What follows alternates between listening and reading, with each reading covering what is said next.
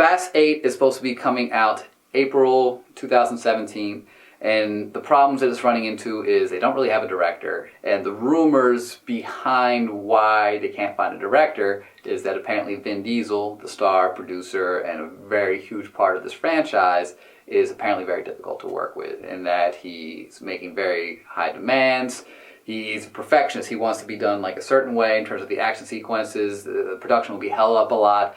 He'll have like late night rewrites where he'll meet with screenwriters and just try and like focus on like character and motivation for it, which, I mean, I don't think it's a terrible idea for someone to be that focused and that like passionate about a project, especially when this is his moneymaker. It's his breadwinner. It's the franchise that made him a star. It's the one that keeps putting food on the table, and it also holds a special place in his heart because of the camaraderie between him and Paul Walker, who will no longer be in these movies. So I understand why he's so passionate about it. Vin Diesel's people, of course, are saying that this is all nonsense, which of course that's their job to say that Vin Diesel has nothing to do with this. But I believe there's some truth to it. But the fact of the matter is the Fast and Furious franchise, while the big money maker for Universal, is just a huge undertaking. It is like such a high budget movie, and like with such intricate action sequences, and it's always trying to outdo the last movie.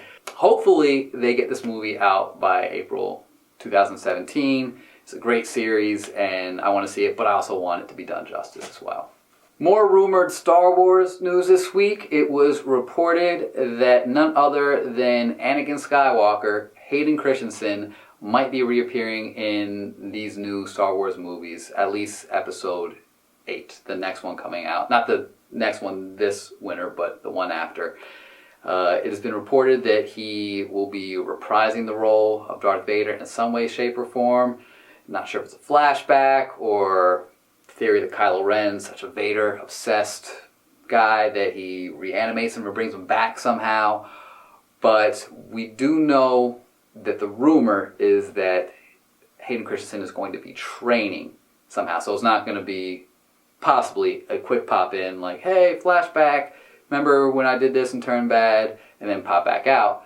He might actually have a important role in these movies. So it should be very interesting considering that from the last batch of Star Wars movies, there's a lot that people want to move away from, and I feel that the general consensus with these new Star Wars movies is they kind of not want to pretend like they didn't exist, but they definitely want to distance themselves from it. So aside from Jar Jar Binks or Jake Lloyd, I feel that Hayden Christensen is probably right behind them in terms of stuff that Star Wars fans want to forget. But it could be cool bringing him back. We talked to a random diehard Star Wars fan and asked how he felt about it. But let us know what you think about Hayden Christensen possibly coming back to be a part of the new Star Wars movies.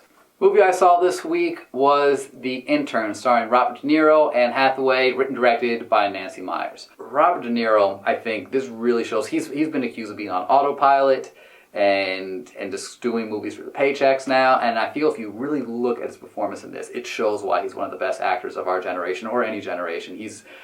Everyone's saying that like, oh, he needs to be doing another Taxi Driver or Raging Bull or movies like that where he's just like this badass dude that we're all scared at, he's yelling at people.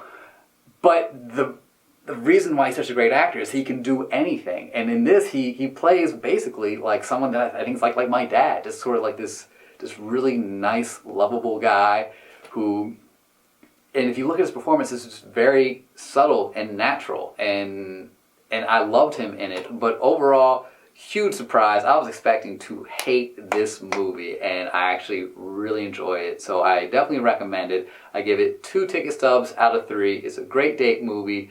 Thank you guys for watching Hip Hop and Movie News, and keep on sending in those 15-second film reenactments. This week it comes from Above Average Mar, so we'll leave you with his modern take on another De Niro movie. Don't let nobody take your food stamp card. Yeah, I know, but I want you to impress the girl, man. Show her a good time, alright, man? Thanks, man. I'm about to be balling on this date.